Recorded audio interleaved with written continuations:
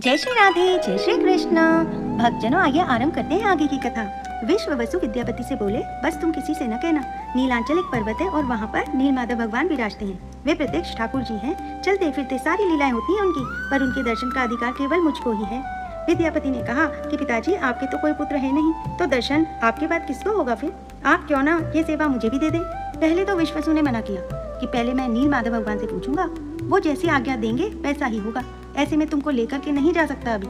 लेकिन रोज रोज यही बात करने से एक दिन विश्ववसु ने सोचा कि ठीक है, तुम्हारी इतनी इच्छा है तो मैं तुम्हें ले तो चलूंगा, लेकिन याद रहे आंख में पट्टी बांध करके मेरे साथ चलना, ताकि तुम मार्ग न देख पाओ। कहीं तुम योग्य ना हुए, नीलमाधव भगवान को तुम प्रिय नहीं लगे, कहीं तुम उनकी अप्रियता से वहाँ पहुँच गए तो ठाकुर जी कहीं अंतर्ध्यान न हो जाए, इसलिए दर्शन कराऊंगा, लेकिन प्रतीक्षा करना। ठाकुर जी को तुम प्रिय लगोगे तभी तुम उनकी सेवा में जा सकोगे। और अगले ही दिन आंखों में पट्टी बांध दी विद्यापति के, और विश्ववसु उसको लेकर के चल दिए। विद्यापति तो वहाँ आया ही नीलमाधव को ले जाने के लिए, उसका तो उद्देश्य ही यही था। विद्यापति ने रात्रि में ही एक पोटली में खूब सारी राई भर ली और सुई से पोटली में एक छोटा छेद करके अपनी कमर पर बांध लिया। जब विश्ववसु विद्यापति को पट्टी बांध करके ले जा रहे थे, विद्यापति ने राई से भरी पोटली हल्के से दबाई, उसमें से राई के दाने गिरने लगे।